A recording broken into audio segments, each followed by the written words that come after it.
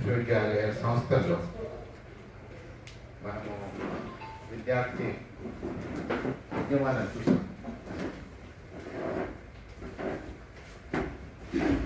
ఈ రోహిత్ వేముల ఫ్యాన్ బంద్ చేస్తాం. ఆత్మహత్యను ఒక వ్యక్తిగతమైనటువంటి సంఘటనగా, ఆయన కుటుంబ నేపథ్యం కారణంగా, ఇక్కడ వ్యక్తిగతమైనటువంటి సమస్యల కారణంగా జరిగినటువంటి సంఘటనగా చూపించడం అనేటువంటిది మనము ముఖ్యంగా ఆధిపత్య సంస్థలు, అది యూనివర్సిటీ కానివ్వండి, ప్రభుత్వం, ఈవెన్ మీడియా కూడా ప్రధానంగా వ్యక్తి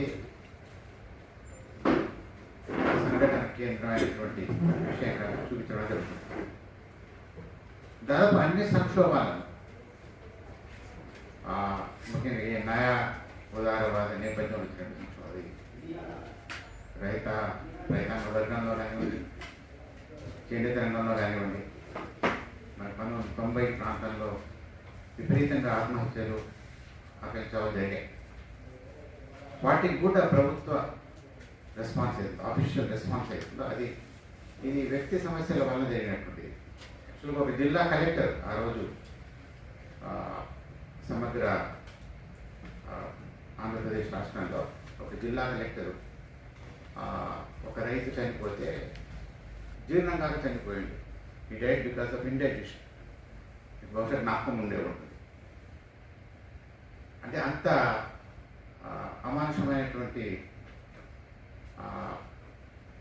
వక్రీకరణ అనేటువంటిది మనం చూసాం. కనుక ఈ ఈ సంఘటనలుగా వీటిని ఆత్మహత్యలను, ఆకర్షవాలను ఒక సంఘటనలుగా వ్యక్తి కేంద్రంగా ఉండేటువంటి విషయాలుగా చూడడం అనేటువంటిది ఒక క్రమం మనకు కనబడుతుంది. అయితే మనము ఎట్లా అర్థం చేసుకోవాలి?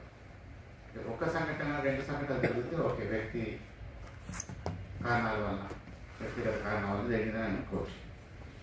కానీ ఒక క్రమం, ఒక ప్యాటర్న్ అనేటువంటిది వీటిలో ఉంది.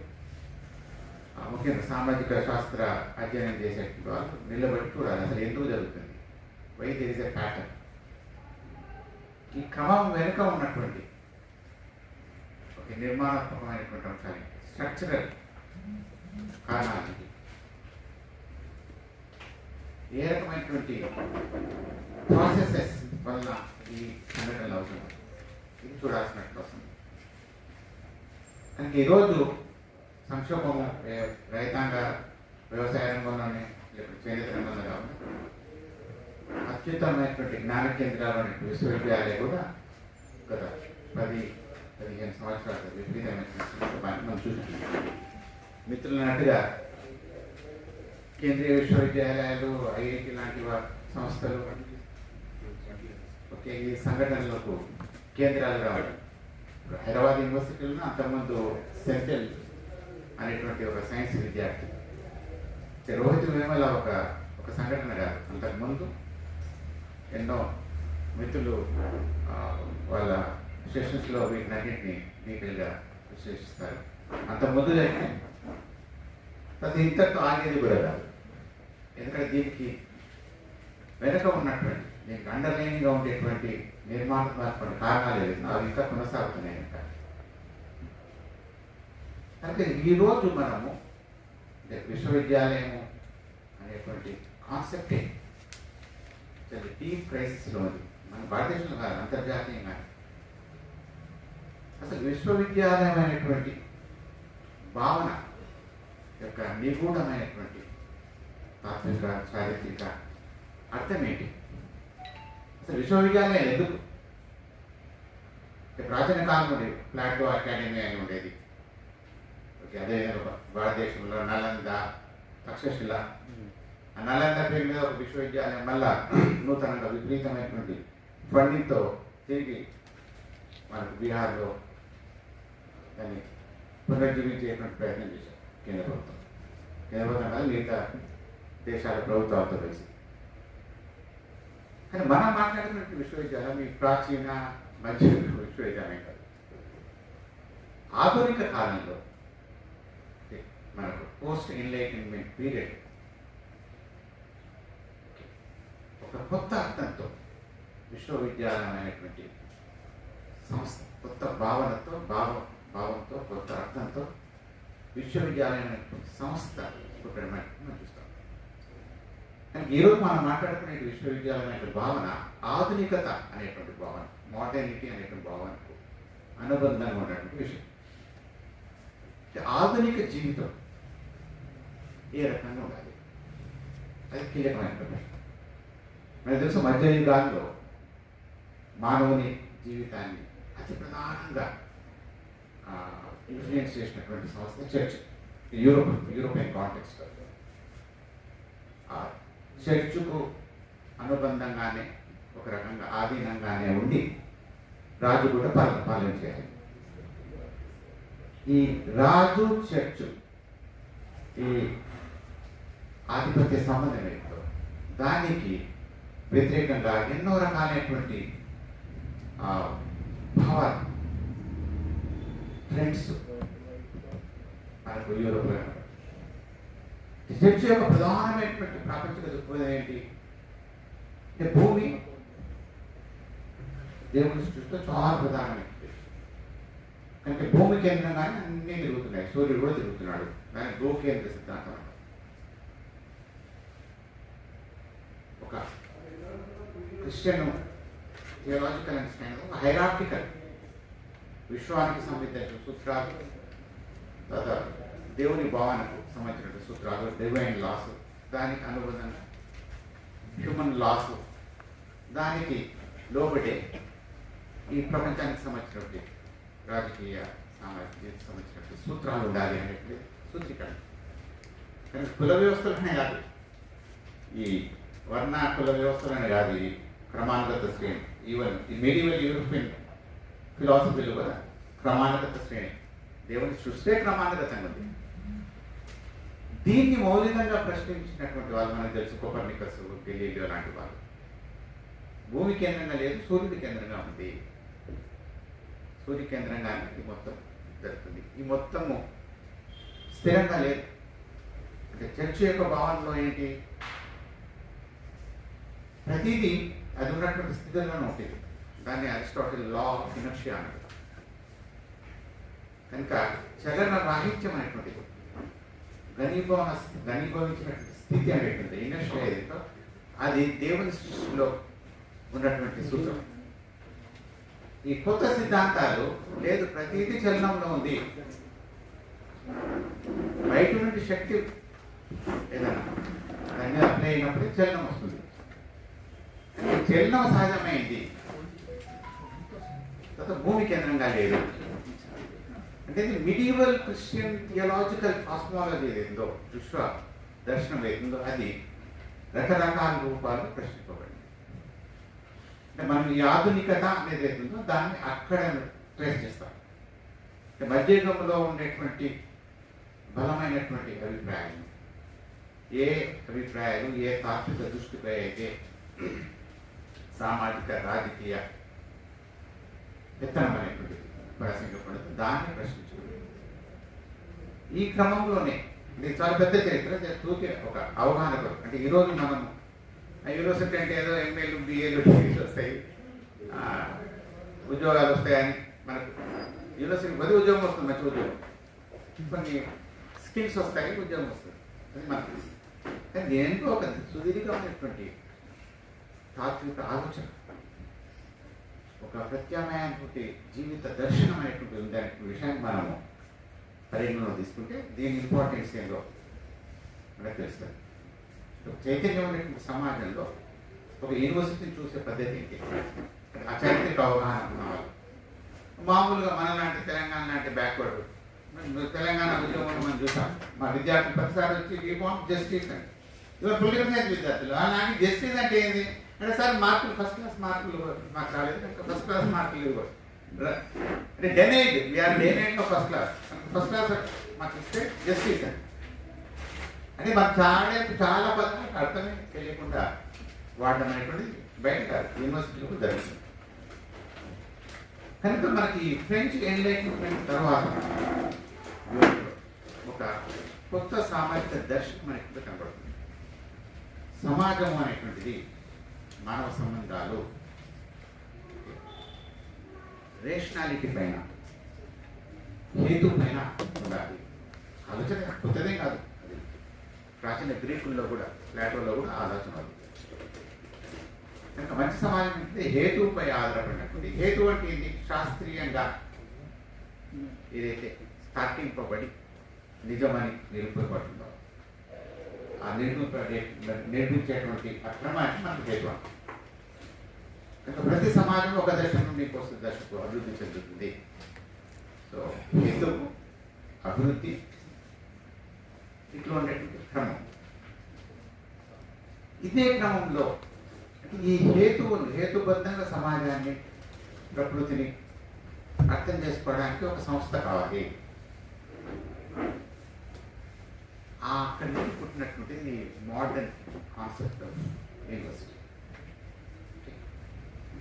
ఈరోజు మనం ఏదైతే యూనివర్సిటీ నిర్మాణం ఏదైతే ఉందో చూస్తున్నాము, దానికి మనకు ప్రధానంగా 19వ శతాబ్దంలో జర్మనీలో హంబోల్ట్ అనేటువంటి ఒక తత్వవేత్త, సిద్ధాంతకర్త, యూనివర్సిటీ ఏ విధంగా ఉండాలి, జ్ఞానం యొక్క, యూనివర్సిటీ అంటే జ్ఞానం యొక్క ఉత్పత్తి.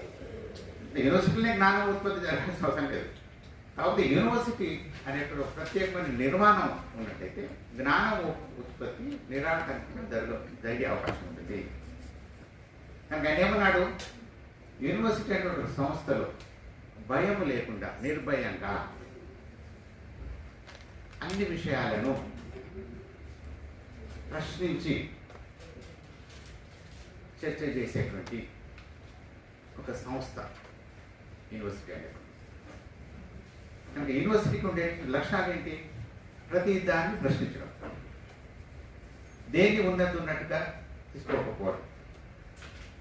ఈవెన్ ఒకటి ఇష్యూ ఏదైనా సెటిల్ అయింది అంటే ఇది సత్యము అని నిరూపింపబడినప్పుడు కూడా దాన్ని ప్రశ్నించాలి. కార్ల్ పాపర్ అనేటువంటి సైన్స్ తత్వవేత్త, ఫిలాసఫర్ ఆఫ్ సైన్స్ అన్నాడు, మానవ సిద్ధాంతాలు అంటే శాస్త్రీయ సిద్ధాంతాలు, అది ప్రాకృతిక శాస్త్రం కానీ సామాజిక శాస్త్రం సిద్ధాంతాలు ఏ విధంగా సుదృఢపడాలంటే అవి తప్పు అని నిరూపించడానికి అనుకూలంగా ఉండాలి. దాని ప్రిన్సిపల్ ఆఫ్ రెఫ్యుటేషన్ అంటాం. అంటే ఒకసారి నిర్ధారణకి పంపితే అదే అంతిమ సత్యం అని చెప్పడానికి వీలేదు. అది అంత్యసత్యము అనేటువంటిది ఏదైతే అది ప్రతిసారి ప్రశ్నింపబడి ఉండాలి. కనుక ఆ స్ఫూర్తీకరణనే ప్రశ్నింపడానికి అనుకూలంగా ఉండాలి. ఇది చాలా గొప్ప విషయం. కనుక మానవ జీవితంలో ఏది అంతిమం కాదు. మనకు తెలుసు అనుకున్నది ఏది అంతిమం కాదు, సార్వత్రికం కాదు, అంతిమం కాదు. Nothing is universal, nothing is permanent. ప్రతిదీ ప్రశ్నించడానికి ఓపెన్గా ఉండేటువంటి విషయం. కనుక బేసిక్ ఐడియా అది. ప్రశ్నను ఆధారంగా చేసుకొని, డిసెంట్ను ఆధారంగా చేసుకొని జ్ఞాన ఉత్పత్తి జరిగేటువంటి కేంద్రాలు విశ్వవిద్యాలయాలు.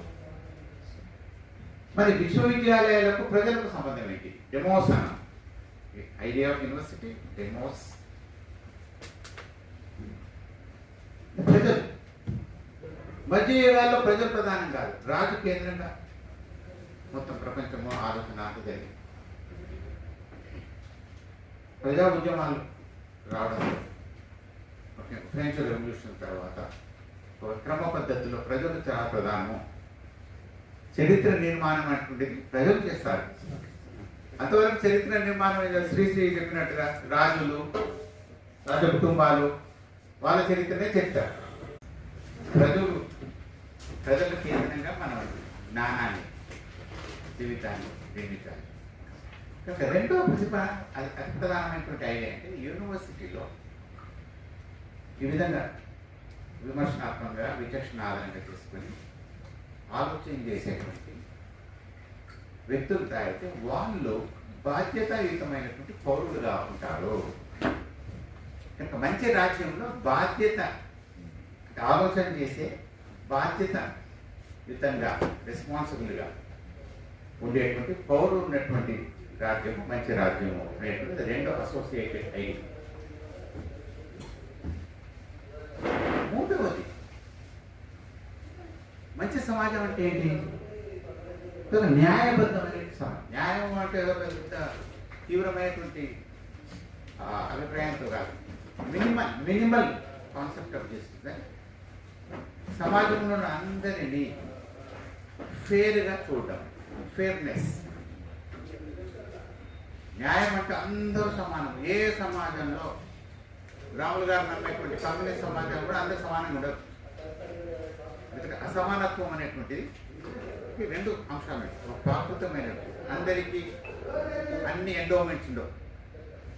కనుక ప్రకృతి పరంగానే వ్యక్తుల మధ్య వాటిని అసమానతలు అనడం సరైనది కాదు, తేడాలు ఉంటాయి. తేడాల కారణంగా వాళ్ళు జీవితంలో చేసేటువంటి పనులు, లేకపోతే వాళ్ళకి అంబిషన్, వాళ్ళ గోల్స్ డిఫర్ అవుతుంటాయి. కనుక ఈ డిఫరెన్స్ అనేటువంటి ఈ తేడా అనేటువంటి దాన్ని గుర్తించాలి. కనుక న్యాయం అని ఎట్లా నిర్వహిస్తాం మనము? అంటే వ్యక్తులకు ఉండేటువంటి వాళ్ళ అభిరుచులు, వాళ్ళ కెపాసిటీస్, శక్తి సామర్థ్యాల ఆధారంగా వాళ్ళు తమ వ్యక్తిత్వాన్ని ప్రకటించుకునేటువంటి అవకాశం ఉండాలి. అక్కడ సమానమైన అవకాశం, equal opportunities to realise the potential. అటువంటి అవకాశం ఇవ్వడం అనేటువంటి ఫేర్గా అటువంటి విశ్వవిద్యాలయం యొక్క సమాజంలో, ఆధునిక సమాజంలో విశ్వవిద్యాలయం యొక్క పాత్ర ఏంటి అంటే ఒక విచక్షణ ఆధారం చేసుకొని, హేతువును ఆధారం చేసుకొని జ్ఞాన ఉత్పత్తి, ప్రొడక్షన్ ఆఫ్ నాలెడ్జ్, ఆ నాలెడ్జ్ సమాజం అందించడం రకరకాల పద్ధతి. న్యూస్ పేపర్స్ కూడా ఒక ప్రధానమైన సాధనం. ప్రజలకు అర్థమయ్యేటువంటి భాషలో ఈ జ్ఞానాన్ని డిసిమినేట్ చేయడం. దీని ద్వారా సామాజిక ప్రాకృతిక విషయాల ఎడల సమాజంలో అవగాహన రావడం అయిపోతుంది. అవగాహన ఉన్నటువంటి వ్యక్తులు ఒకవేళ సమాజంలో ఉంటే ఒక న్యాయబద్ధమైనటువంటి జ్ఞానాధారితమైనటువంటి సమాజం ఉంటుంది. ఇంకా ప్రజాస్వామ్యం, ఒకవేళ ప్రజాస్వామ్యం మెరుగైనటువంటి రాజకీయ సామాజిక ప్రజాస్వామ్యం ఉంది, ఎన్నికలే కాదు, ప్రజాస్వామ్యం రాజకీయమైనది కాదు, సామాజికమైనది, సోషల్ డెమోక్రసీ, రాజకీయమైనటువంటి సామాజికమైనటువంటి ప్రజాస్వామ్యం ఉండాలి. అంటే ఆ రకమైనటువంటి విచక్షణ జ్ఞానం ఉన్నటువంటి వ్యక్తులు నిరంతరం ఉత్పత్తి కావాలి. అది యూనివర్సిటీస్ యొక్క ప్రధానం. కానీ అది జరుగుతుందా? చాలా విచిత్రమైనటువంటి విషయం ఏంటంటే 19వ శతాబ్దంలోనే కొందరు యూరోపియన్ ఫిలాసఫర్స్, హస్సెల్స్ అనేటువంటి ఫిలాసఫర్, పేరు వినే ఉంటారు, జర్మన్ ఫిలాసఫర్, ఆయన తర్వాత హైడెగర్. ఇదంతా చెప్తున్నట్టు ఇది మొత్తం క్రమానికి ఒక చరిత్ర ఉంది. ఆ చరిత్ర మనకు అవగాహన ఎంత లోతైనటువంటి విషయం ఇది అర్థమవుతుంది. ఈ హస్సెల్స్ అనేవాడు 19వ శతాబ్దం మొదటి భాగంలోనే ఈ మనం ఏవైతే లక్ష్యాలను గుర్తించామో వాటి వైపు ఈ ఆధునిక సమాజం పోవడం లేదు. ఆధునిక సమాజం అంటే హేతుబద్ధమైన సమాజం కాదు, హేతుబద్ధంగా పోవడం లేదు. విపరీతంగా సైన్స్ టెక్నాలజీ డెవలప్ అయింది, విపరీతంగా అభివృద్ధి జరుగుతుంది, ఉత్పత్తి శక్తులు విపరీతంగా పెరుగుతున్నాయి టెక్నాలజీ కారణంగా. కానీ సమాజంలో మాత్రం ఆ మానవతా విలువలు, స్వేచ్ఛ, నాగరికమైనటువంటి సంస్కృతి డెవలప్ కావలేదు. అది ప్రమాణమైనటువంటి విమర్శలు సంధించాడు. ఆయన తర్వాత వచ్చినటువంటి హైడెగర్ అయితే అసలు టెక్నాలజీకే అమానుషమైనటువంటి ఒక నైజం ఉందేమో. ఈ ఐడియా ఎందుకు ఇంపార్టెంట్? ఈరోజు మనము అభివృద్ధి అంటే ఏంటంటే టెక్నాలజీ ఉంటే అన్ని సమస్యలు ఉంటాయి. వీళ్ళు దాదాపు 150 సంవత్సరాల క్రితమే 19వ శతాబ్దం మొదటి భాగంలోనే టెక్నాలజీ వలన కొత్త సమస్యలు వస్తున్నాయి. టెక్నాలజీ వలన మానవ జీవితం మెరుగయ్యి స్వేచ్ఛాయుతమైనటువంటి జీవితం రావడం, ఫ్రీ లైఫ్ రావడం లేదు. కొత్త రకమైనటువంటి అన్ఫ్రీడమ్. సాహిత్యంలో అయితే ఫ్రాంజ్ కాఫ్కా లాంటి నవలాకారుడు. ఓకే, ఇట్లా ఈ ఆధునిక సమాజంలో మానవుడు తన అంతర్గతమైన ఇంట్రెన్సిక్ ఫ్రీడమ్, మానవ జీవితానికి అతి ప్రధానమైనటువంటి పునాదైనటువంటి స్వేచ్ఛను కోల్పోతున్నాడు. ఆయన చాలా గొప్ప తెలుగులో ట్రాన్స్లేట్ అయ్యాలని లేదు, ట్రయల్ క్యాజువల్ అనేటువంటి నవల్స్లో ఆ ప్రెడికమెంట్ స్వేచ్ఛారాహిత్యమైనటువంటి జీవితాన్ని చిత్రీకరించే ప్రయత్నం చేశారు. దాన్నే మార్క్స్ లాంటి వాళ్ళ ఎలినేషన్ పరాయకరణ అంటారు. ఇక్కడ చెప్పదలుచుకునేది ఏంటంటే శాస్త్రీయమైనటువంటి అభివృద్ధి, సైన్స్ టెక్నాలజీ, ఆర్థికమైనటువంటి అభివృద్ధి కారణంగా స్వేచ్ఛాయుతమైనటువంటి సామాజిక జీవితం ఏర్పడుతుంది అనేటువంటి నమ్మకం ఏదో ఇది సరైనది కాదు. అభివృద్ధి చెందినట్టు ఎక్కువ అభివృద్ధితో కొత్త రకమైనటువంటి సమస్యలు, కొత్త రకమైనటువంటి అస్వతంత్రత, అన్ఫ్రీడమ్ రావడం జరుగుతుంది. ఈరోజు యూనివర్సిటీస్ ఉన్నటువంటి పరిస్థితి ఇక్కడే కాదు, మొత్తం ప్రపంచవ్యాప్తంగా ఈ రకమైన కొత్త ప్రెడికమెంట్లో, కొత్త వైద్య జీవితంలో మనం ఉండడం అనేది మనం గమనిస్తాం. విద్యాన్ని ఈవెన్ ఈ ఉదారవాదం యొక్క పితామహుడుగా చెప్పుకునేటువంటి ఆదమ్ స్మిత్ కూడా విద్య అనేటువంటిది ప్రభుత్వం యొక్క బాధ్యతగా ఉండాలి అని చెప్తాడు ఆయన వెల్త్ ఆర్గనైజేషన్స్లో. ఆయన ఊహలో విద్య అనే దాన్ని సరుకుగా చేసి అమ్ముకోవడము, లాభాలు పొందడం సాధ్యం కాదు. ఇప్పుడు ఒకవేళ మనకు తెలంగాణ, ఆంధ్రప్రదేశ్ వస్తే ఆయన దిక్కు పడిపోతాడు. ఇంకా అతి సులువుగా సరుకుగా మార్చి అతి ఎక్కువ లాభాన్ని పొందేటువంటి రంగం విద్యనే. అది ప్రైమరీ స్కూల్ నుండి యూనివర్సిటీ వరకు. అంటే ఇటువంటిది జరుగుతుందని అటువంటి ఆయన ఒక ఆర్థిక శాస్త్రవేత్తనే కాదు, పొలిటికల్ ఎకానమిస్ట్ కాదు, ఆయన ఫిలాసఫర్ కూడా, మోరల్ ఫిలాసఫర్. ఆయన ఓర్పు అందలేదు పాపం. 18వ శతాబ్దం చివరి భాగంలో విద్య అనేటువంటిది ఒక ప్రజా సామాజిక సరుకు, వస్తువు, అవసరం. ఈరోజు ఈ నూతన న్యాయోదారవాద ఆర్థిక నేపథ్యంలో విద్య అనేటువంటిది సరుకు అంటే అమ్మే కొనే వస్తువు. దెన్ రాజ్యం విద్య నుండి క్రమంగా రకరకాల రూపాల్లో వైదొలిగి దాని మొత్తాన్ని ప్రైవేట్ రంగానికి ఇచ్చేటువంటి క్రమం ఇది మన ప్రపంచవ్యాప్తంగా. ఇప్పుడు ఉదాహరణకు అమెరికా లాంటి దేశాలు, యూరోప్లో కొద్దిగా డిఫరెంట్ ఉంది. ఫ్రాన్స్ కానీ నార్తర్న్ యూరోప్లో ఇంకా విద్య ప్రధానంగా రాజ్యం యొక్క బాధ్యత, విద్య, వైద్యం. కానీ అమెరికా ఒక క్లాసికల్ మార్కెట్ ఎకానమీ కనుక మీరు ఆ మధ్య మంత్లీ రివ్యూ అనే ఒక పత్రికలో ఒక పెద్ద వ్యాసం వచ్చింది. విద్య కొరకు విద్యార్థులు బ్యాంకు లోన్లు తీసుకొని అప్పుల్లో ఊపిలో పడిపోయి వాడు తీసుకున్నటువంటి అప్పుకు వచ్చేటువంటి పెరిగినటువంటి వడ్డీ, ఇంట్రెస్ట్ కట్టడం అంటే ఎన్నో సంవత్సరాలు నడుస్తున్నట్టు. దానివల్ల రకరకాలైనటువంటి డబ్బులు దేంట్లో డబ్బులు విపరీతం పనిచేయడం అంటే ఓవర్ టైం చేయడం అక్కడికి ఆగలేదు. అది ఇంట్రెస్టింగ్ ఆర్టికల్, కొంచెం మిత్రులు చదివి ఉంటారు. ఆర్టికల్ ఎస్టాబ్లిష్ చేసి విద్య కొరకు తీసుకున్నటువంటి అప్పుల కారణంగా డైవర్స్ రేట్ అమెరికాలో పెరిగినాయి. యూనివర్సిటీలో ఉన్నప్పుడు ఉద్యోగం చేస్తున్న ఇద్దరు అమ్మాయి అబ్బాయి పెళ్లి చేసుకొని వాడు అప్పు తిరగడం బిజీ, ఈయన అప్పు తిరగడం, అప్పుల్లో ఊగిపోయి అప్పులు తీర్చడంలో దృష్టి పెట్టేసి కుటుంబ సమాధానం మీద దృష్టి పోయి అప్పులు తీర్చడానికి ఎక్కడెక్కడో పోయి దూర ప్రాంతాలకు పోయి పెళ్లి చేసుకోవడం, ఉద్యోగాలు చేయడం, దాంతో కలిసి ఉండకపోవడం.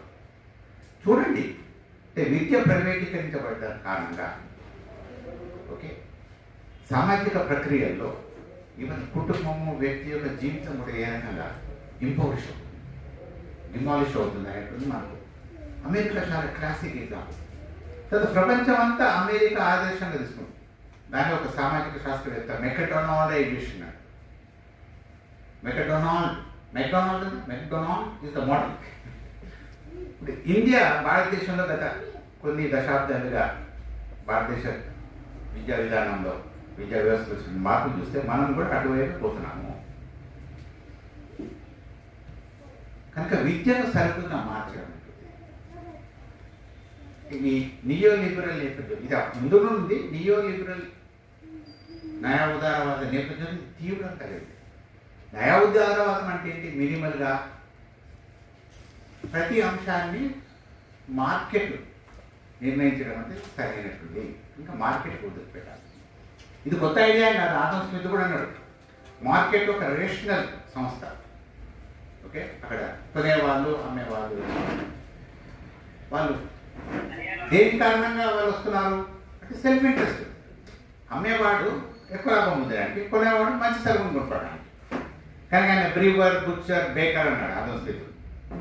మంచి బ్రిటిష్ ఇంగ్లీష్ లంచ్కు చక్కటి మాంసం, బ్రెడ్, తర్వాత వైన్ స్టాండర్డ్ ఇవి కావాలంటే మూడుని కొనడానికి మార్కెట్కి పోతాం.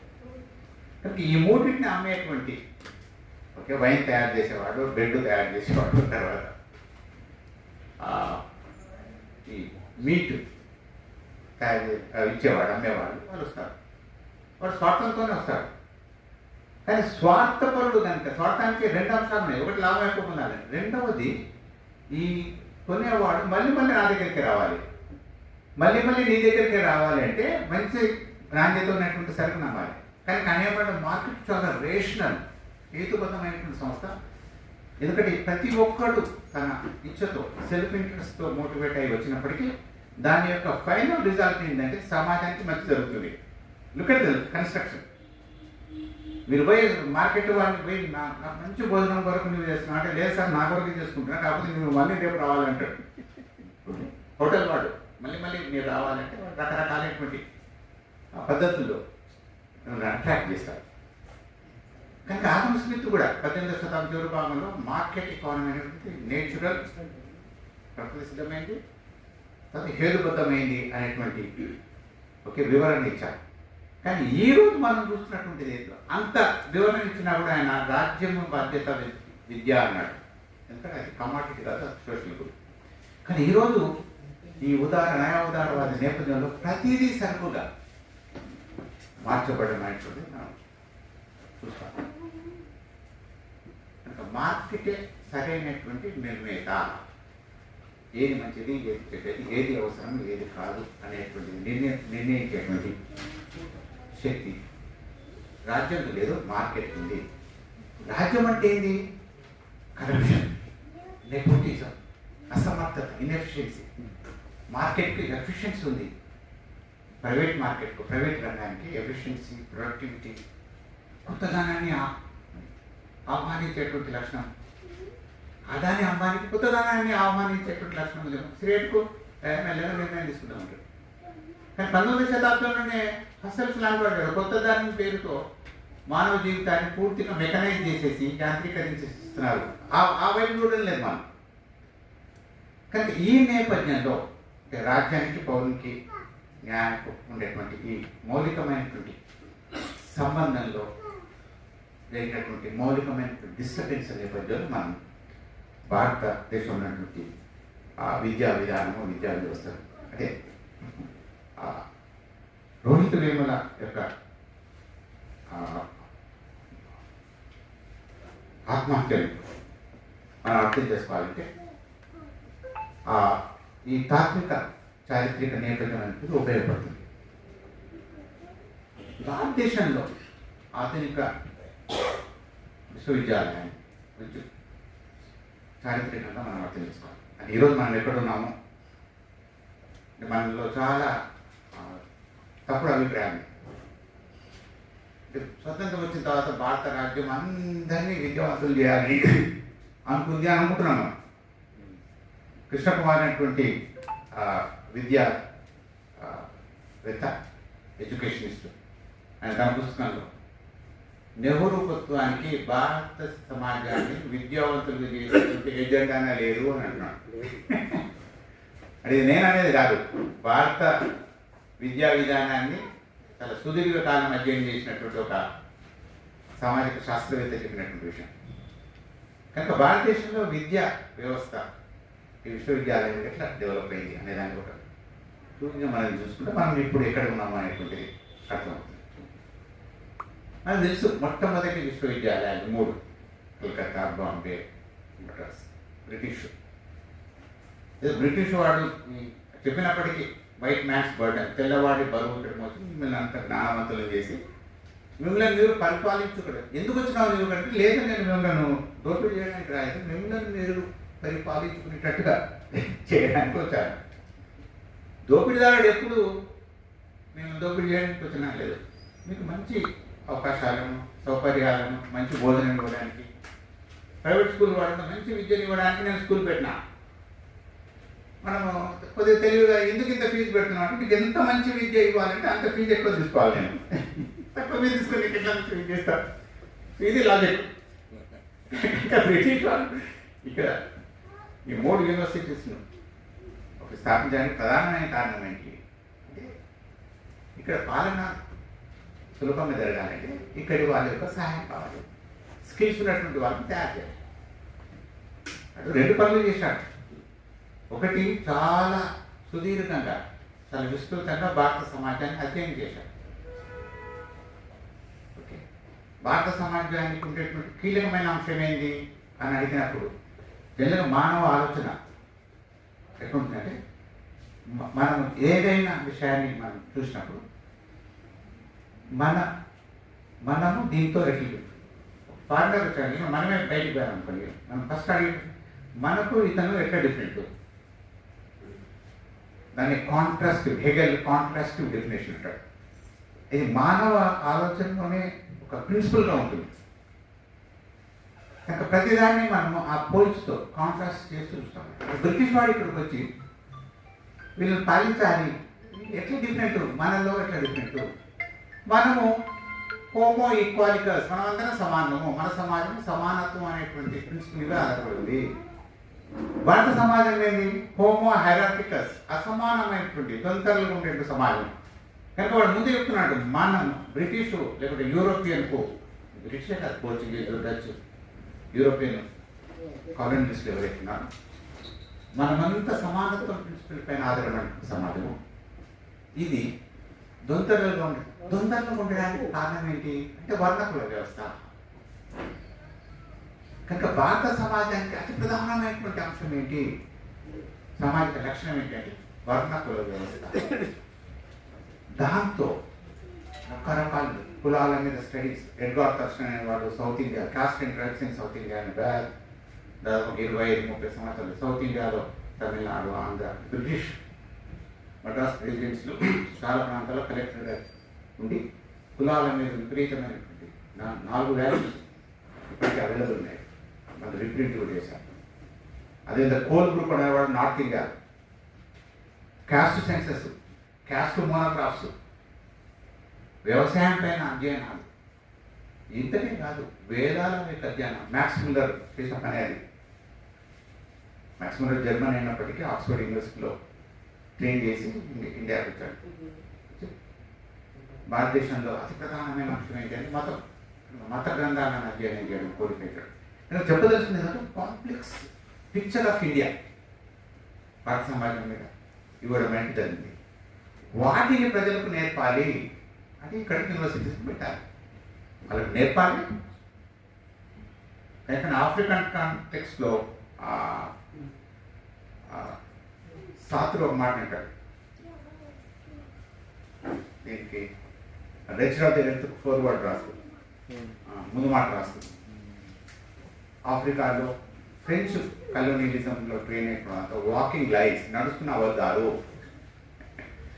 సో నడుస్తున్న అబద్ధాలను తయారు చేయడం వీరి యొక్క లక్ష్యం. కానీ ఈ 3 యూనివర్సిటీస్ వీటికి స్పందిస్తూ ఒక రకంగా మనకు ప్రాంతీయ విశ్వవిద్యాలయాలు వచ్చాయి.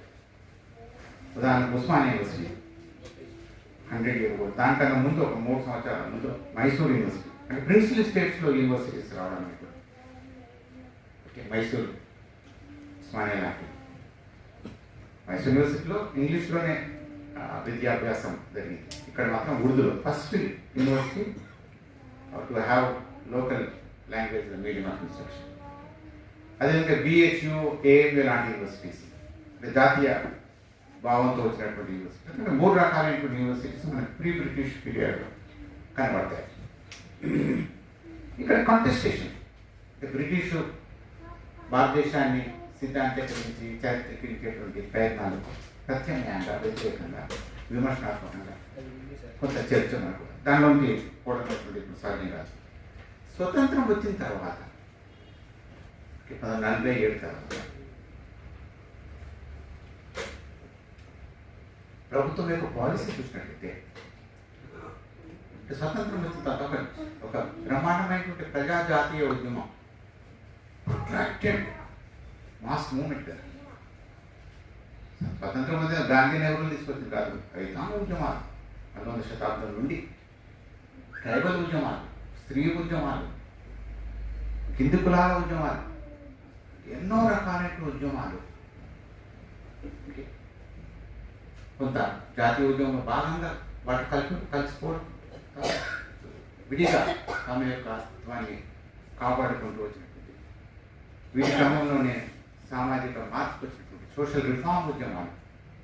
అంటే ఇవన్నీ ఉద్యమాల యొక్క నేపథ్యంలోనే భారతదేశంలో భారత జాతి అనేటువంటి భావన కాన్స్టిట్యూంట్ అసెంబ్లీ డిబేట్ ఒకవేళ చూసినట్లయితే 47 నుండి 50 మధ్య కాలంలో జరిగిన చర్చలు చూసిన చాలా అంశాల మీద ఈ జాతీయ ఉద్యమము దానికి అనుబంధంగా వచ్చినటువంటి ప్రత్యామ్నాయంగా వచ్చినటువంటి ఉద్యమాల నుండి వచ్చినటువంటి వాళ్ళు కూడా కొంతమంది ఉన్నారు.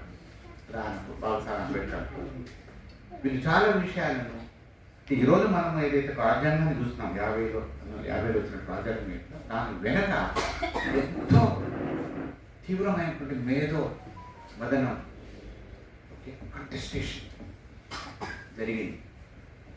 కానీ ఇదేదో పాలకులు మీరు తీసుకోండి అని కదా, ఇది ఒక స్ట్రగుల్, ఒక ఉద్యమం నేపథ్యంలో వచ్చినటువంటి డాక్యుమెంట్గా మనం చూడాలి. ఇంతవరకు మనం చాలా మిత్రులు బూర్జువా రాజ్యాంగం పడినారు. బూర్జువా రాజ్యాంగం బూర్జువాలను తయారు చేసింది కాదు, ప్రజల ఉద్యమాల నుండి వచ్చినటువంటి విషయాన్ని ఆ కోణాన్ని మనం మిస్ కావద్దు. ఇంకా పాయింట్ ఏంటంటే ఇక్కడ స్వతంత్రం వచ్చిన తర్వాత ఇంత పెద్ద ఉత్తుతమైనటువంటి సామాజిక ఉద్యమాలు మాస్ మూమెంట్ నేపథ్యం వచ్చినటువంటి స్వతంత్రం తర్వాత ఏం చేయాలి? ఈ సమాజానికి ఒక మౌలికమైనటువంటి కొన్ని వసతులు ఇవ్వాలి. దాంట్లో అతి ప్రధానమైనటువంటి విద్య, సార్వత్రికమైన విద్య ఇవ్వాలి. మంచికి వచ్చేటప్పుడు సార్వత్రికమైన ఓటు ఇచ్చారు, కానీ సార్వత్రికమైన విద్యా హక్కు అనేటువంటి మనకు లేదు. అది చాలా తర్వాత వచ్చింది.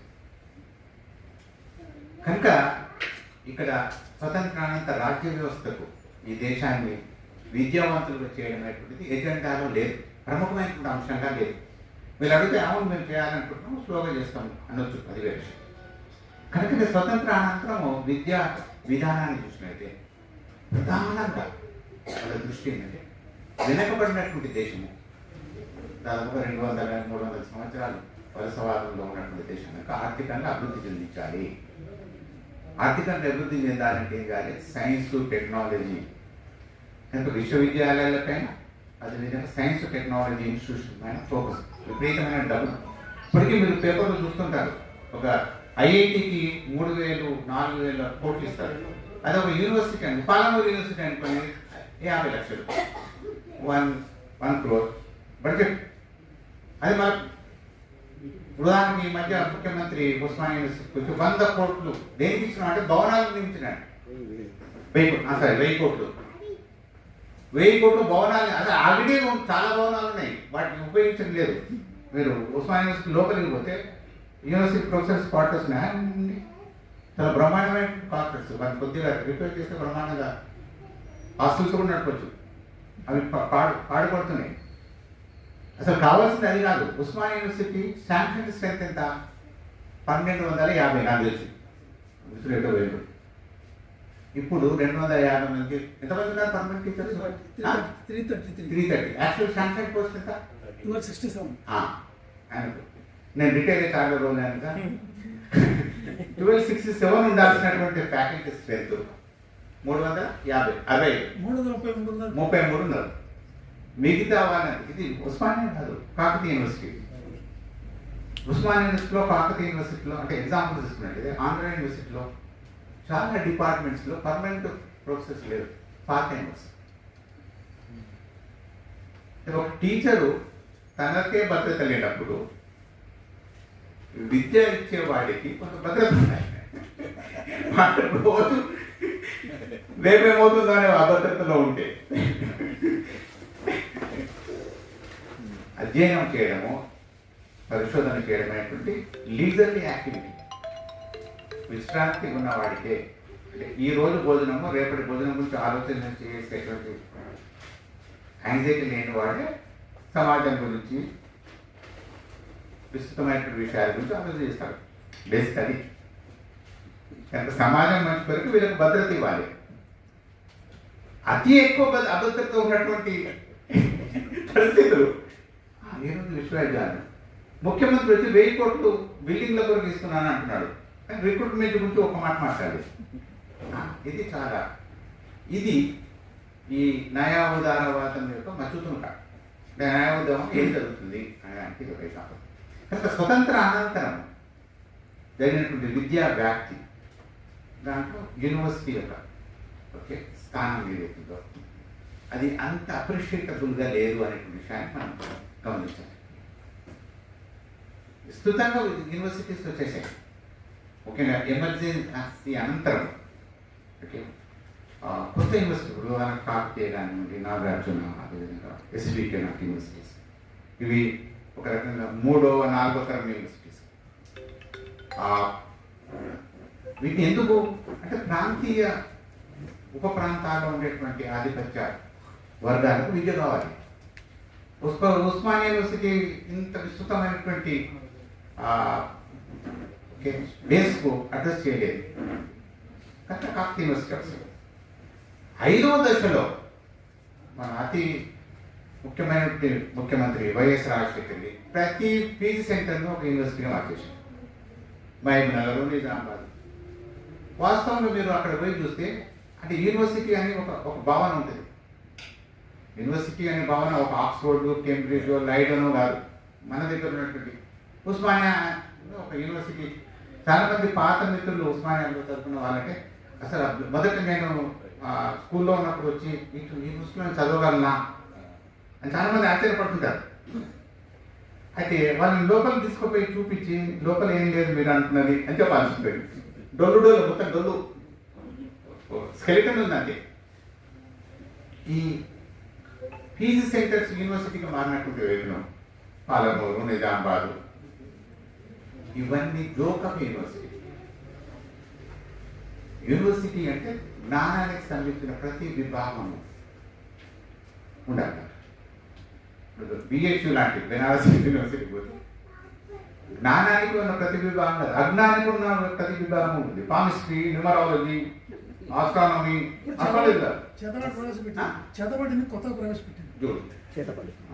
Thank you. మా చెల్లెలు చాలా కొత్త విషయాలు అని చెప్తున్నారు. బిహెచ్యు చాలా అతిపెద్ద యూనివర్సిటీ దేశంలో.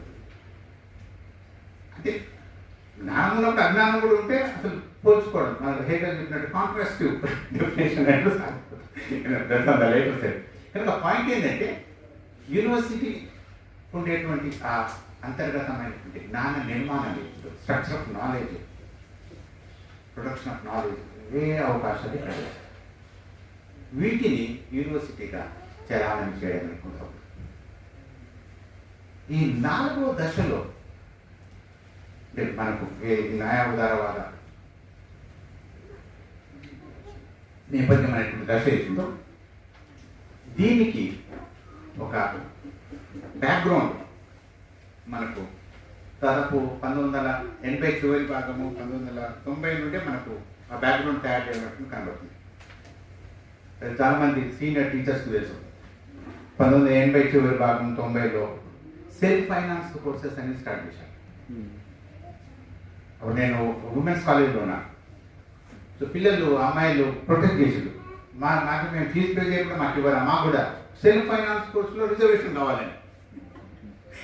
దాని లాజిక్ ఏంది అంటే మేము టీచర్లను అపాయింట్ చేయాలి, ల్యాబ్ ఫెసిలిటీస్ ఇవ్వాలి, ముఖ్యంగా సైన్సెస్లో ఇవ్వాలంటే కాలేజ్ దగ్గర యూనివర్సిటీ దగ్గర డబ్బులు లేవు, కనుక మీరు ఫీజు కడితే మీకు ఆ విద్య ఇస్తాం. అంటే అక్కడ స్టార్ట్ అయింది సెల్ఫ్ ఫైనాన్స్ కోర్సెస్. తర్వాత దాదాపు అన్ని యూనివర్సిటీలో ఇండస్ట్రీ అకాడమియా ఇంటర్ఫేస్ అని పెట్టారు. అంటే యూనివర్సిటీలో జరిగేటువంటి పరిశోధన ప్రాక్టికల్గా ఉపయోగపడాలి, ముఖ్యంగా పరిశ్రమలకు ఉపయోగపడాలి. అసలు పరిశ్రమ ఏ బేసిస్ మీద నడుస్తుంది? ఒక పరిశ్రమ పెట్టేవాడు ఎందుకు పెడతారు? పరిశ్రమ లాభాల కొరకు పెడతారు.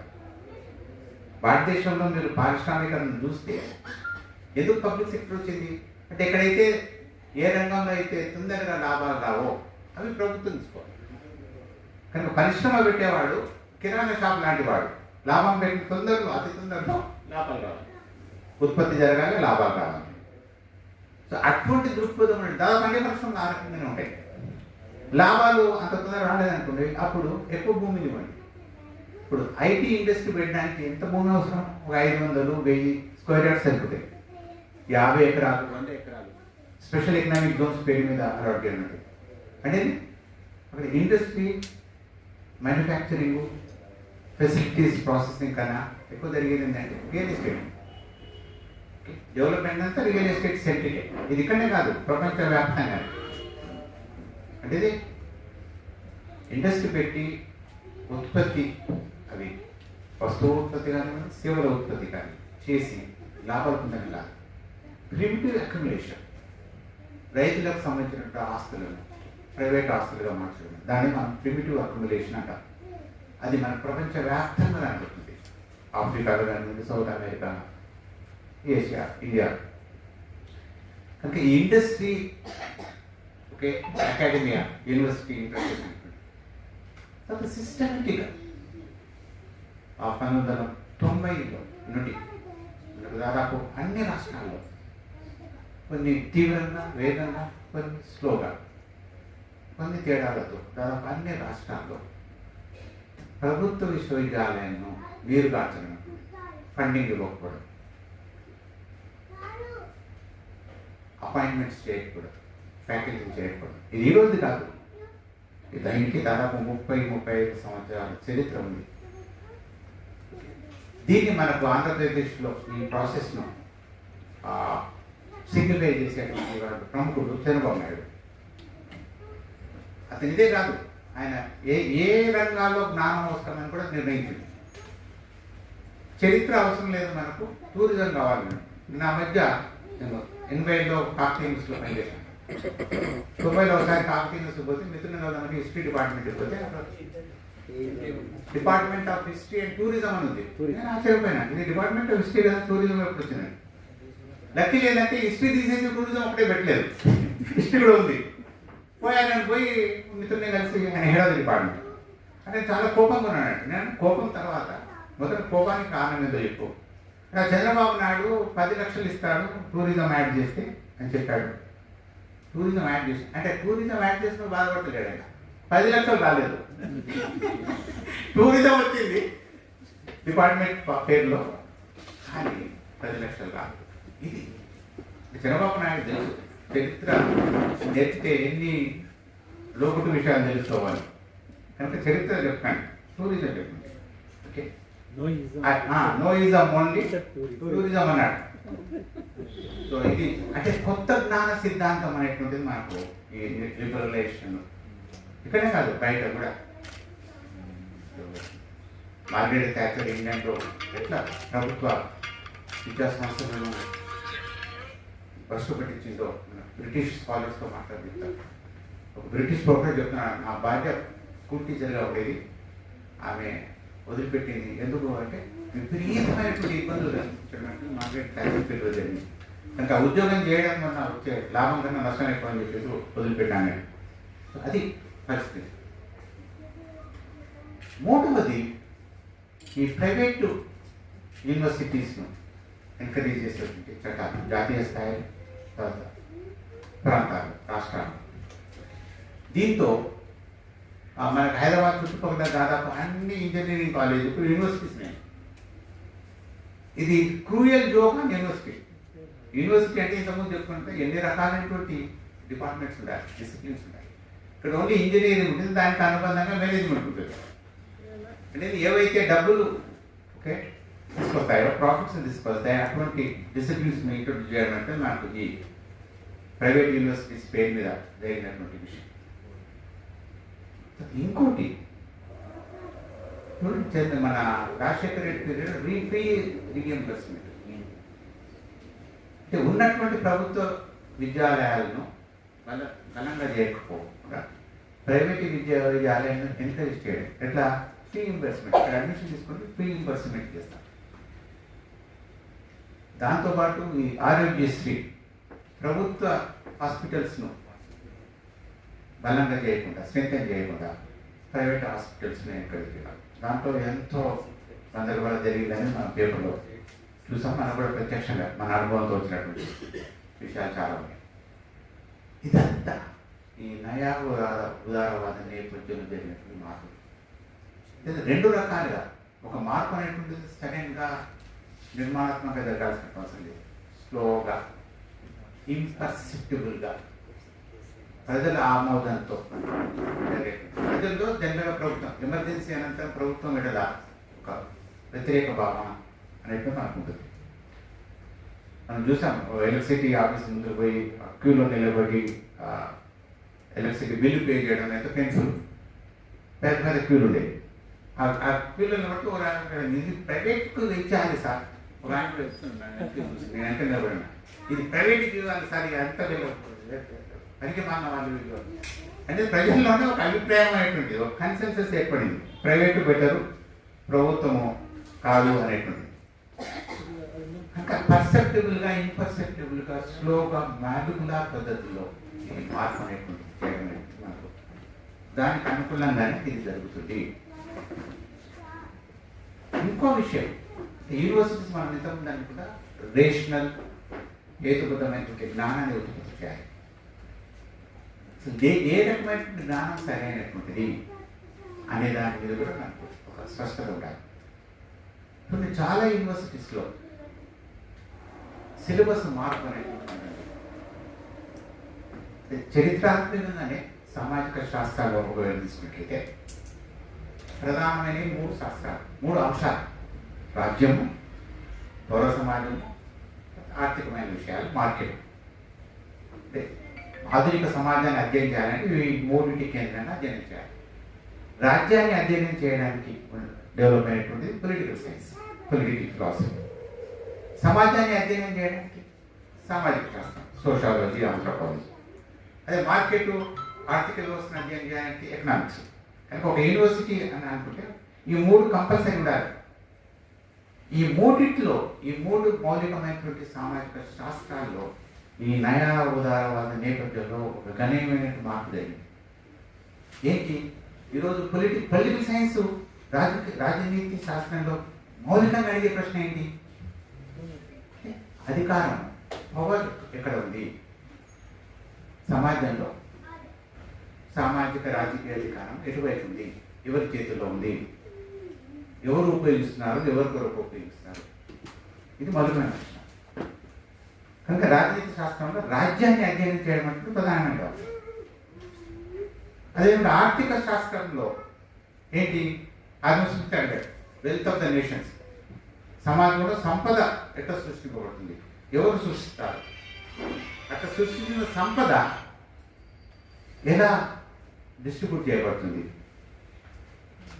ఇది మౌలికమైన ప్రశ్నలు. మౌలికమైన ప్రశ్నలను దూరంగా వెళ్ళిపోయి ఆర్థిక వ్యవస్థను ఎట్లా మేనేజ్ చేయాలి?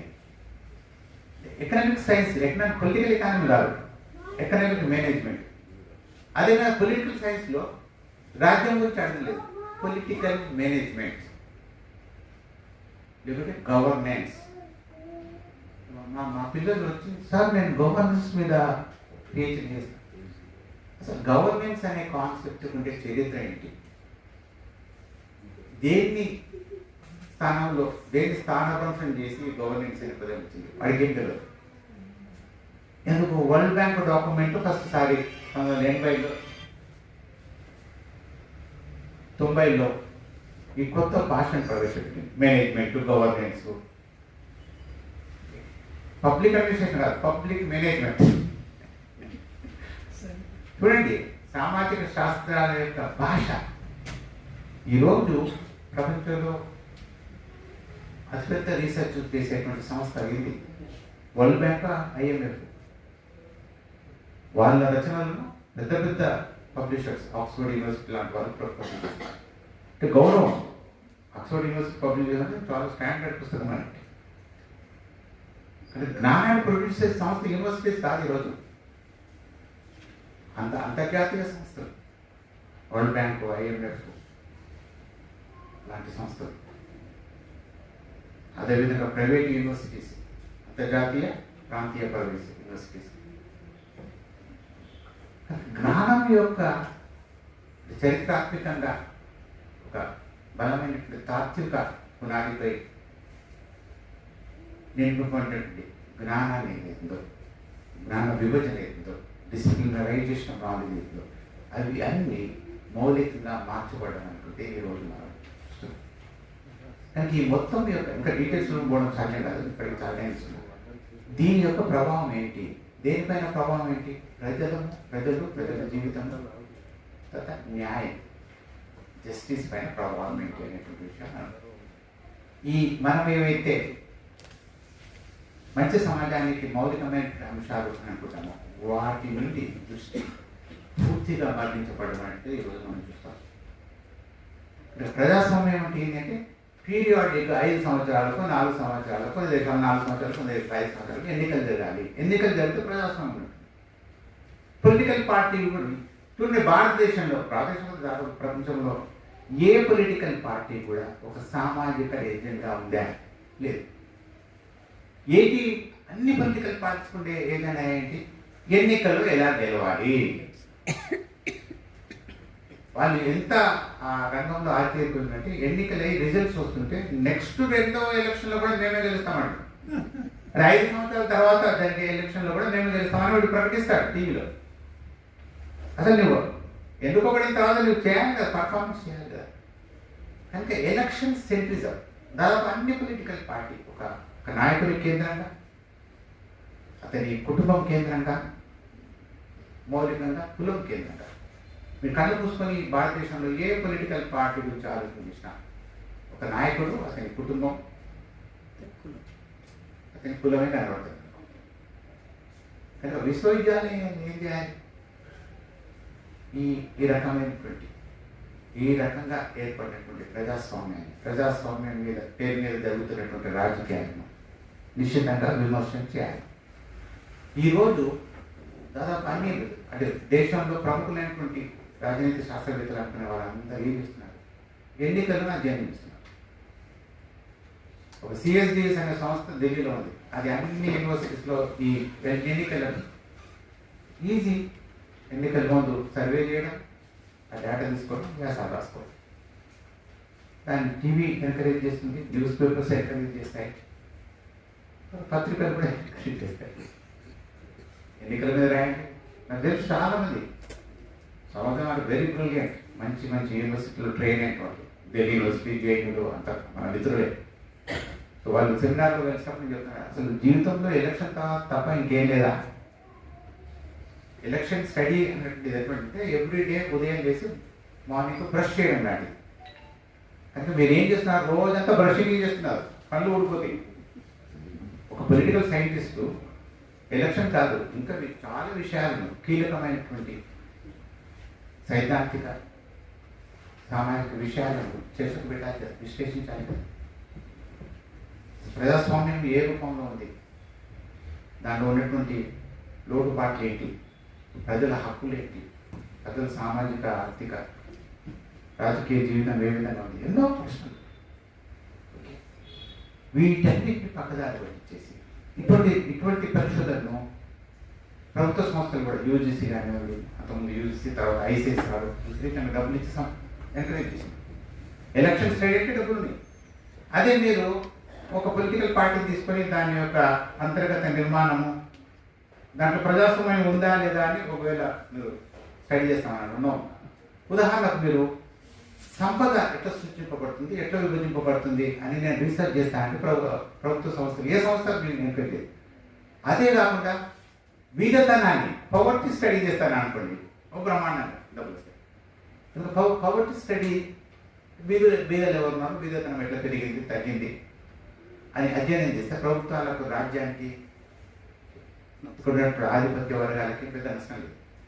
అదే సంపద ఎంత సృష్టింపబడుతుంది, ఎలా సృష్టింపబడుతుంది, ఎలా పంచబడుతుంది అంటే మౌలికమైనటువంటి అంశాల్లో ఫండమెంటల్ ఇష్యూస్ని నిర్వహించేసిన వాటికి అధ్యక్షుడు.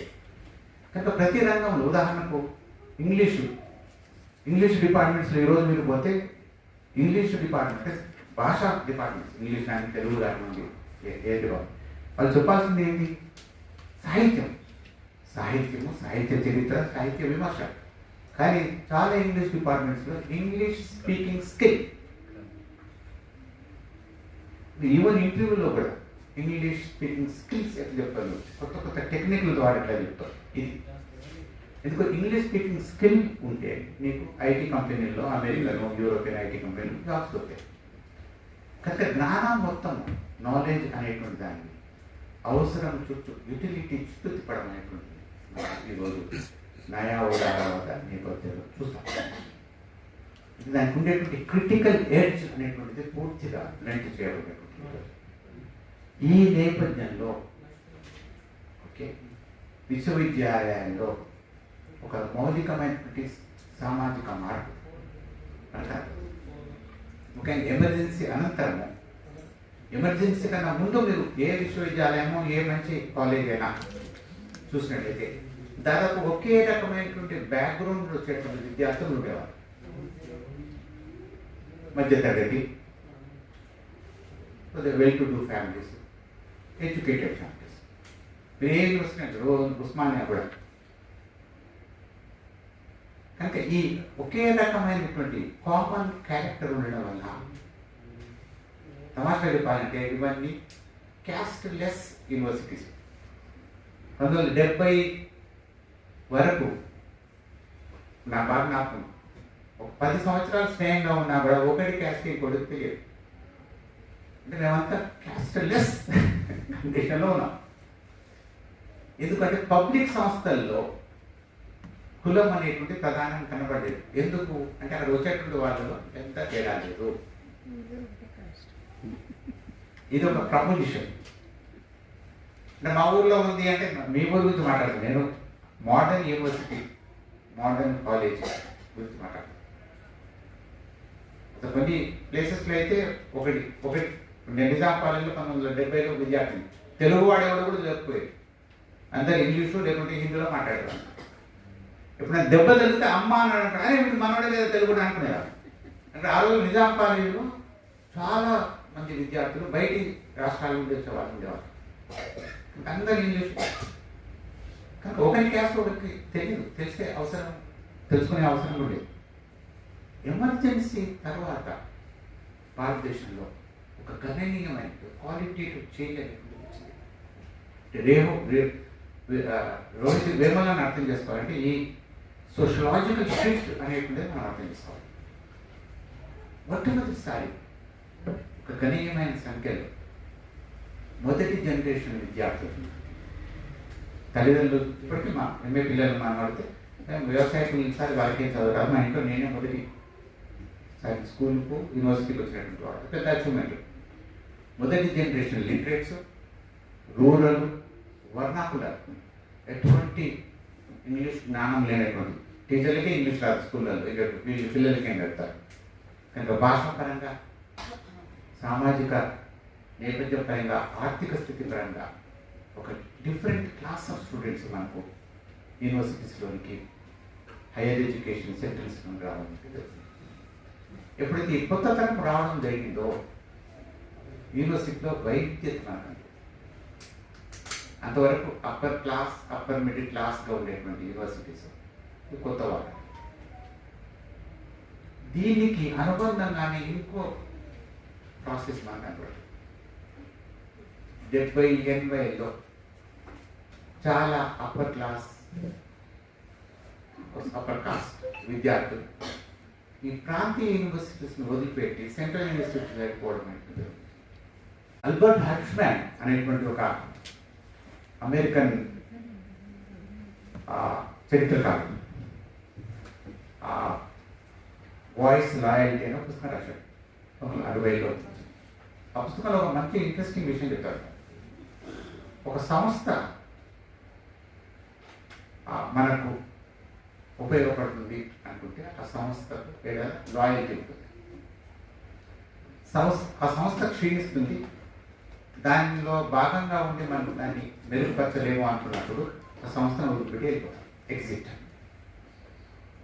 ఓకే, ఈ ప్రిన్సిపల్ను ఇది మేనేజ్మెంట్ ఇన్స్టిట్యూషన్స్, ఎకనామిక్ ఇన్స్టిట్యూషన్స్ కానీ రకరకాల సంస్థలకు మనం ఆపాదించవచ్చు. యూనివర్సిటీకి ఒకవేళ ఈ ఆల్బర్ట్ హర్ష్మ్యాన్ యొక్క ఈ సూత్రీకరణను ఒకవేళ అప్లై చేసినట్టు, ఎప్పుడైతే పెద్ద ఎత్తున ఎమర్జెన్సీ అనంతరం ఆంధ్రప్రదేశ్లోనే కాదు చాలా రాష్ట్రాలు, దానికి ఒక ప్రధానమైన కారణం ఏంటంటే ఎమర్జెన్సీ అనంతరం క్రమంగా ఫెలోషిప్స్, స్కాలర్షిప్స్ విద్యార్థులకు ఇవ్వడం అంటే జరిగింది.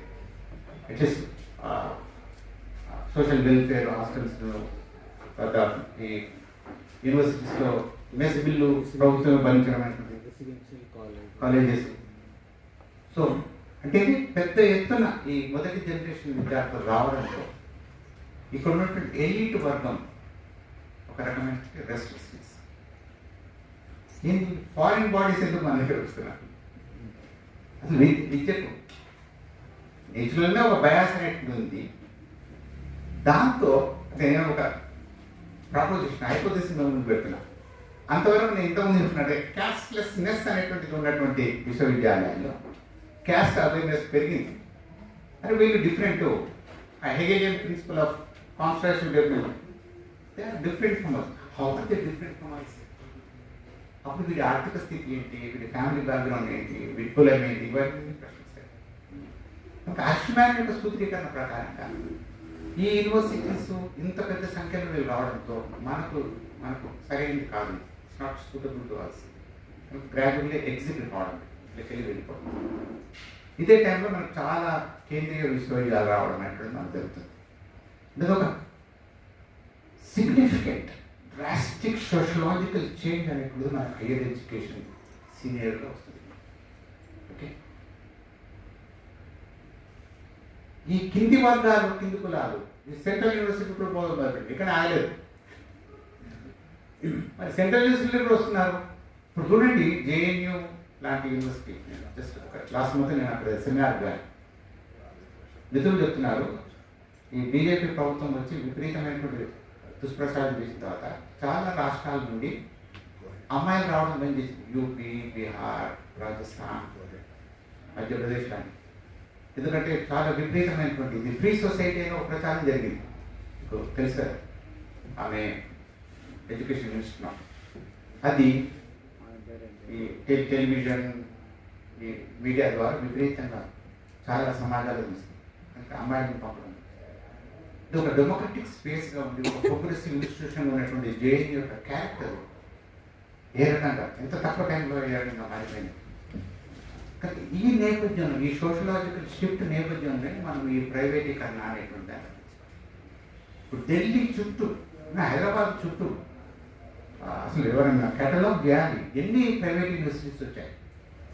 ఢిల్లీలో అశోక, అజిమ్ ప్రేమ్జీ పేరు కూడా మనకు తెలియదు, అన్ని విపరీతమైనవి. కనుక ఈ మధ్యతరగతి, upper middle class, elite sections అందరు పిల్లలందరూ అటు షిఫ్ట్ అవుతారు. నా మిత్రుడు ఆయన జేఎన్యూలో ప్రొఫెసర్ నుండి తర్వాత అజిమ్ ప్రేమ్జీలో జాయిన్ అయ్యాడు.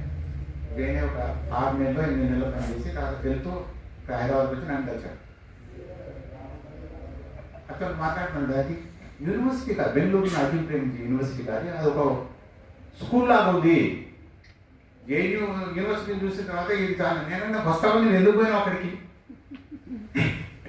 ఈ యూనివర్సిటీ గొప్ప యూనివర్సిటీ వదిలిపెట్టి అంటే వేరే కారణాల్లో పోయిపోయాడు. 8 నెలల కన్నా ఎక్కువ ఉండలేకపోయాను. ఈ ప్రైవేట్ యూనివర్సిటీస్ అన్నింటిలో మీకు మార్కెట్ అనుగుణమైనటువంటి మార్కెట్ అనుకూలమైనటువంటి డిసిప్లిన్సే ఉంటాయి.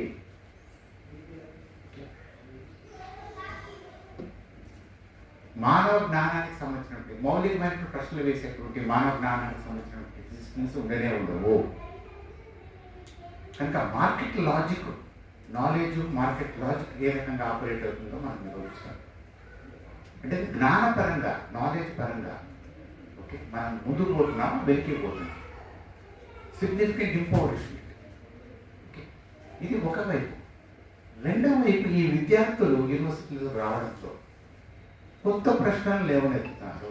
ఒక తెలుగు ప్రొఫెసర్ ఉస్మానియా యూనివర్సిటీలో చెప్పాడు, 1970 వరకు రామాయణంలో సీత పాత్రనేటు రకరకాల రామాయణాల్లో లేకపోతే మహాభారతం పురాణాల మీదనే తెలుగు డిపార్ట్మెంట్లో పిహెచ్డీ అయ్యేది. వీళ్ళు రావడంతో చిందు మహాభారతము, చిందు రామాయణము పిహెచ్డీ. వీళ్ళు తెలుసు, గ్రామాల నుండి వచ్చారు. ఓకే, అంటే ఇది కింది కులాలకు సంబంధించినటువంటి సబల్టన్ కాస్ట్లకు సంబంధించినటువంటి సంస్కృతి, సాహిత్యము, ఓరల్ సాహిత్యం కూడా పరిశోధన అర్హత ఉన్నటువంటి అంశాలుగా రావడం. 1960లో 70లో ఎవరైనా గద్దెల మీద పిహెచ్డీ చేస్తే అంటే తెలుగు డిపార్ట్మెంట్ వాళ్ళు ఒప్పుకునే వాళ్ళ. ఫస్ట్ ఈ ఫోక్ గ్రామీణ సంస్కృతి మీద పనిచేసినటువంటి వారు బిరుదురాజు రామరాజు గారు. ఆయన బయోగ్రఫీ మీరు చదివితే ఆయన ఈ జానపదాల మీద పిహెచ్డీ చేస్తాను అని అన్నప్పుడు అక్కడ ఉన్నటువంటి పెద్ద పెద్ద పండితులు ఇది పరిశోధన అంశమా అని అన్నారు. కనుక యూనివర్సిటీస్లో ఉండేటువంటి నైజం, జ్ఞానపరమైనటువంటి నాలెడ్జ్ ప్రొడక్ట్స్ సంబంధించిన విషయాలు కూడా మౌలికమైన మార్పు జరుగుతుంది. అది మార్కెట్ ఎకానమీకి పూర్తిగా వ్యతిరేకమైనటువంటిది. కనుక నేను రకరకాల పద్ధతుల్లో దీన్ని మార్జినలైజ్ చేయాలి. ఇప్పుడు మనం ఈ రోహిత్ వేమల్ లాంటి సంక్షోభంని ఈ విస్తృత నేపథ్యంలో ఒకవేళ అర్థం చేసుకోవాలన్నట్లయితే, అర్థం చేసుకునేటువంటి ప్రయత్నం చేయనట్లయితే, డైరెక్ట్ కనెక్షన్ ఉందంటే ఉండకపోవచ్చు, కానీ ఈ సోషలాజికల్ షిఫ్ట్ ఒకవైపు, రెండవ వైపు ఏది జ్ఞానము, ఏది పరిశోధనకు, ఏది టీచింగ్కు అనుకూలము కాదు అనేటువంటి విషయాల నుంచి వచ్చినటువంటి మౌలికమైన మార్పు నేపథ్యంలోనే దీన్ని అర్థం చేసుకోవాలి. ఒకవేళ అర్థం చేసుకునే ప్రయత్నం చేయకుంటే ఇది ఒక సంఘటన. రోజుకి ఎంతోమంది గుర్తున్నారు, చేస్తున్నారు. రోహిత్ మెరుగులా తెంపాడు. రోహిత్ గోల ఒక సంఘటనగా మాత్రం మిగిలిపోయింది కాదు. ఈరోజు భారత సమాజంలో ఒక విస్తృతమైనటువంటి సంక్షోభం, సైద్ధాంతిక రాజకీయ భావజాల సంక్షోభం అంటున్నాడు. అంబేద్కర్ యొక్క అనిలేషన్ ఆఫ్ క్యాస్ట్ అతి ప్రధానమైనటువంటి సూత్రీకరణ బ్రాహ్మినిజము, క్యాపిటలిజము రెండు అనుబంధమైనటువంటి ఒకే నాణ్యానికి రెండు కోణాలు, రెండు పార్శ్వాలు, two sides of the same coin. ఈ రెండింటి యొక్క కంబైన్డ్ అంటే మనం ఈరోజు అంటే అంబేద్కర్ ఉద్దేశంలో బ్రాహ్మినిజం అనేటువంటి వేది కాలంలో మధ్యయుగంలో బ్రాహ్మణ కాదు, క్యాపిటలిజము యొక్క సామాజిక అభివృద్ధి నేపథ్యంలో బ్రాహ్మినిజము, క్యాపిటలిజము రెండు కలిసి పోయాయి. కనుక కుల పీడన ఆ నేపథ్యంలో కుల నిర్మూలన కూడా ఈ రెండింటిని ఈరోజు ఉన్నటువంటి నేపథ్యం ఇది ఉత్తర సింపుల్ బ్రాహ్మినిజము, క్యాపిటలిజం కాదు. హిందుత్వ రాష్ట్ర, హిందూ రాష్ట్ర, తర్వాత గ్లోబల్ ఫైనాన్స్ క్యాపిటల్. ఈరోజు ఉండేటువంటి capital 19 early 20th century capital కాదు, గ్లోబల్ ఫైనాన్స్ క్యాపిటల్. అంటే దేశాలు, దేశ ప్రభుత్వాలు ఏం చేయలేవు. తలుచుకుంటే నిమిషాల్లో ప్రభుత్వాలను కూల్చివేయచ్చు. పెట్టుబడులను విత్డ్రా చేసుకుంటే ప్రభుత్వం కూలిపోతుంది. మనం ఈరోజు వెనిజులాలో ఏం చేస్తున్నాం, అదొక పచ్చుతున్న మాట.